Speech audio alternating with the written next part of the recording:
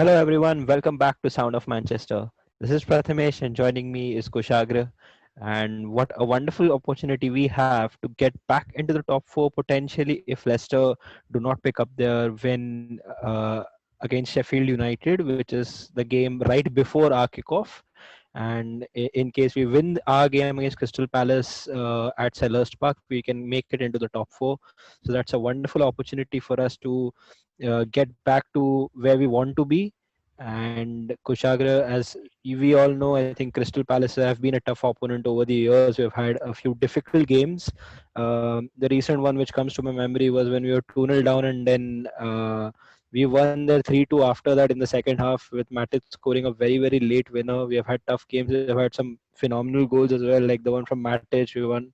Had one from Rooney. We have had that infamous Eric Cantona incident at Crystal Palace. It was against Selhurst Park as well. So, how do you think now this game is in prospect for us?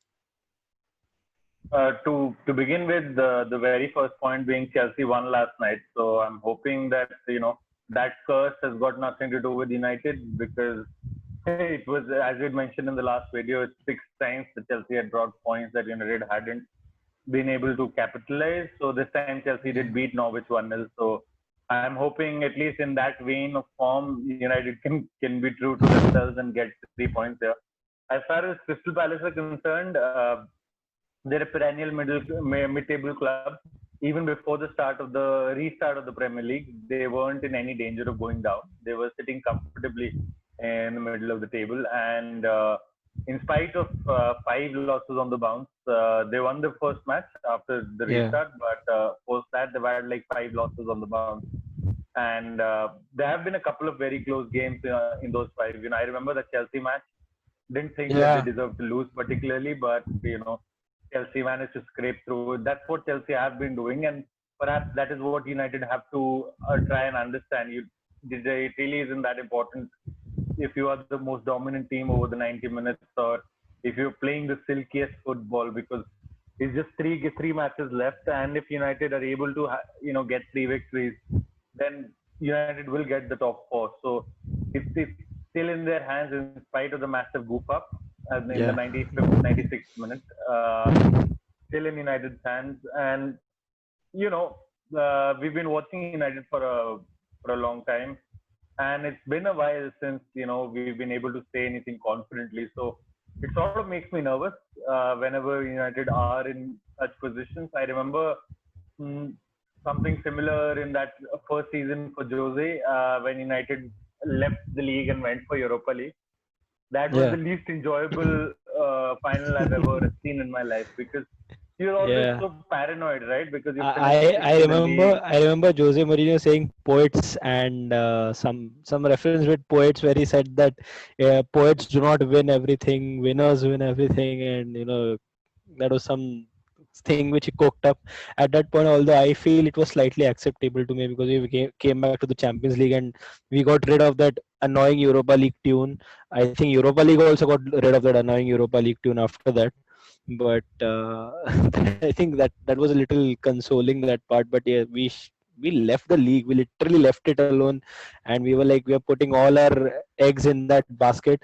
Although at that time we were already qualified for the Europa League final, so it kind of, it still made a little sense. It won't make that sense now, would it? Yeah, and as far as the pressure is concerned, there's another aspect to it. Suppose United do finish fifth in the league, then the level of pressure on that Europa League tournament that's going to happen in Germany, Cologne, is just going to be too much. And I don't know. There are still, the teams aren't that bad in the Europa League. Yeah, United could still play Inter Milan. They could play Sevilla. They could play Wolves. They could play. yeah, There are a few good teams left. I think even Bayer Leverkusen are there in the Europa yeah, League. So there are some pretty decent teams, and it's not a given. Of course, if you're not being able to beat Southampton, what guarantee is there that you'll be able to beat others? But keeping that aside, I'm hoping that there's just one game. There were quite a few errors. I've rewatched Solskjaer's press conference post the match as well. yeah, The pre-match press conference that he's come out with today, as we were discussing earlier, there aren't any real updates on the injury news for either Shaw or Williams. But as you said, it's more unlikely that Williams will be back because his injury was a deep cut Yeah, I and mean, will probably when you take him get a couple six, of weeks to recover. when you get six stitches on your eye, on top of your eye, it's slightly difficult to understand. It will be back in a couple of days. With Luke Shaw, Ole's, yeah, in his press conference, he said that he has a swollen ankle, so Yeah, I don't think he should be risking it. But we have Diogo Dalot as our other option at left back, so you know whether it's worth a risk or not, or whether Ole confuses everybody and goes for a back three with Matic in that, or play Eric Bailly and then play he played Fred at left back. I am not sure in the last 5-10 minutes yeah, when yeah. Brandon Williams was there. I don't think Not that's good. happening. But Yeah, yeah, I think Diogo Dalot is our other only option, and we need to keep that faith in him as well because he's a decent player, but he hasn't really won Ole's confidence, and he hasn't really impressed a lot since joining. But yeah, I think Dallo is our only other option if Luke Shaw is not fit. And obviously, we do not have Ashley Young anymore, so we don't have that versatile player who could play anywhere on the pitch. So if even Diego Dallo is to suffer something within the match, then we do not have any other backup option as well. And talking about suffering in a match, we have suffered against Crystal Palace lately, even this season. We lost the game at Old Trafford, and that was a disappointing last minute victory. I think Ole pointed out Patrick Van Aanholt coming uh, from deeper positions and attacking, and I think Townsend, Zaha, Benteke has been a little bit of trouble as well. But especially the likes of Zaha and Van Aanholt and Townsend, and also the set piece ability of Milivojevic will be really important for Crystal Palace if they have to get anything from the game. Obviously, we know Zaha very well because we had him here, but he didn't live up to the expectations. Did he? It was always a mix and match. It was always not the kind of performances. I think there was a lot of pressure on those shoulders as well. Neither did Moyes handle him really well, but that is a separate issue altogether.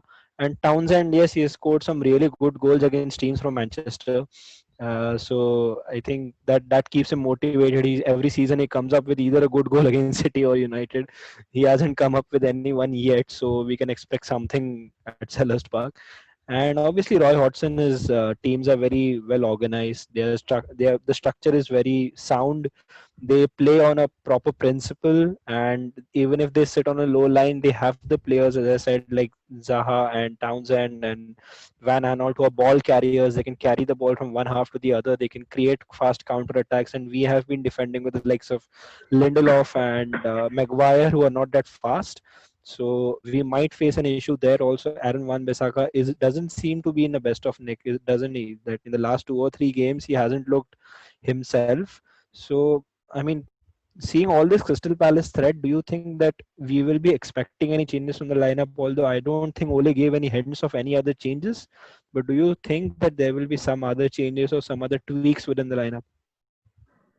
ideally, I don't think Solskjaer will make any changes because you have to also give the players that did not perform to their own expectations and their own levels another shot.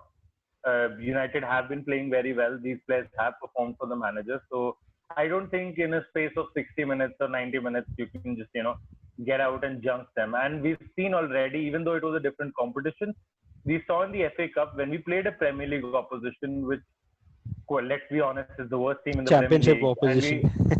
yeah, yeah, now championship, yeah, but for the next 3 games, Premier League opposition, when we played Norwich, uh, United played with 8 changes in that team, and they Yeah, were absolutely horrible. We've seen that, Prathamesh. I mean, I'm not going to yeah, kid anyone. a I'm lot. sure our viewers are intelligent enough to understand. I'm sure they know that as soon as you have changes in this team, as soon as this 11 starts breaking up, when the manager is saying, "Okay, I'm going to rest people," there's an immediate full stop. There's an immediate handbrake that's pulled within the team. You don't see any progression going forward. You become defensively nervous. You become susceptible to counter attacks. You become susceptible to long balls and high balls, crosses from both the flanks. So, there is a problem. There is a major problem with the squad. Beyond the 11, you do not have any strength and depth. If the strength and depth that you have maybe one odd position is covered, but in general, you can't really rely on your, on your extended squad for good results. So I don't think he'll make that many changes. I don't think he has the liberty to make that many changes. If he did, he might have, big. There is a strong statement that he's made in the press conference today. He mentions that he doesn't care about the match on Sunday right now. All his focus is for Thursday. So, some journalist asked him about the fitness situation for both the left backs, and he mentioned, as you said, that Shaw has a sprain while Williams has stitches. So when the reporter counter questioned him, so would you be resting them considering you have Chelsea on Sunday? So he told the reporter the focus is not Chelsea right now. We don't really care about Chelsea at this point. It's all relevant to the match on Thursday, and it should be more relevant. Yeah. With all due respect to the FA Cup, I think most United fans would rather take these 3 wins and that loss than anything happening in these league games and some United actually going on further in the FA Cup. So our objectives are pretty clear. It would be lovely to go to a final, to win a couple of trophies or to win one of the trophies. But the primary objective is the same. It's in United's hands miraculously till now, and let's hope United are able to, because it's something that we need to understand.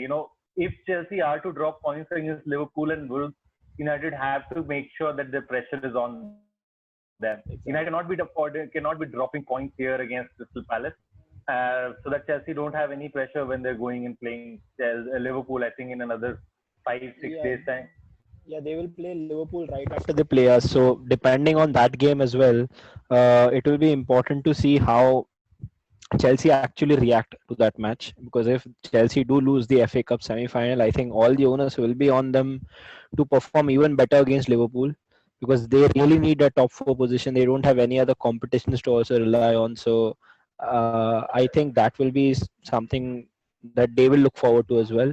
And talking about the situation still being in our own hand, it's quite interesting, because I don't think all the teams who have been in this top 4 race have been consistent enough. And also at the same time, if even if we finish with all our in all our games with victories, we might still not be able to get the same points total as LVG or Jose got in his first season. So that tells you a lot about the inconsistency about the league this season. And wrapping the video up, before that, just like to know, Kushagra, what do you think the scoreline of the game might be? Yes, you did predict a 3-0 victory last time, generated 2-2. So not trusting your advice anyway on that, but just you could let us know. I've got to be positive, right? Like I can't be negative and tell you, United are going to lose. So, but yeah, of course, I'll need to keep my positivity and my gung-ho approach in check. The signal last time, I was actually thinking to myself when the match is going on, I was like, there's no way it's going to be 3-0. And United conceded and everything else went down the gutter there. So, but I think this is going to be a very difficult match. I think even though Palace do not really have the players that Southampton do, they aren't as quick. They aren't as adept to the pressing style that Southampton play. But Palace will try to mix their style up. They'll probably play a low block along with selective pressing. So I would really, if you gave me a 1-0 right now, I'd snatch your hand and just run away. But I do not have that much faith in this defense to keep a clean sheet at this point. So I'll go with a 2-1, and I think 2-1 is a fair result. If we are able to hold on to that, we'll be able to push this top 4 race into another week. And with Chelsea playing Liverpool and Leicester playing Tottenham, anything can happen. Even 2 draws could really help United. So 2-1, and hoping for the best. Yeah, I think Kushagra, you snatched my prediction there. I think I am also going to go for 2-1, because I mean, it's not that our attack has been really bad. I think we still scored 2 goals within minutes actually, not seconds. But we did play well in the first half. Whatever good work that we did on the ball, I think we had a few goals disallowed or which we did not really make it through. So we are in a good goal scoring touch anyway. Our defenses look slightly vulnerable, and especially when you consider the likes of Zaha running at you, it becomes more and more difficult to understand that we might be able to keep a clean sheet. So 2-1 seems a fair scoreline, although United do have the ability to score a third and the fourth goal, but it will be all depending on how Bruno Fernandes and Pogba take the game to the scruff of their neck and how they play. Because we saw it last game that if Bruno and Pogba are not on the 100%, we are not going to score as many goals as we usually have been scoring after lockdown. So let's just hope that they are in their 100%. I saw Bruno's reaction after the second goal we conceded against Southampton. I believe he was itching to go on the pitch and try and score the third goal. After that, he's that passionate about what he does, and I think he will be. We can expect a good reaction from him, and he is a leader amongst this team, and we can expect a good reaction from the whole team. And let's just hope that we get a victory. Doesn't matter how scruffy or how beautiful it looks. We just need 3 points, and let's just hope we get that. And thank you guys for tuning in to Sound of Manchester again. We will see you right after the game against Crystal Palace, hopefully with smiles on our faces and a little bit of joy to dance around with. So thank you, Kushagra. Thank you, guys. Stay tuned.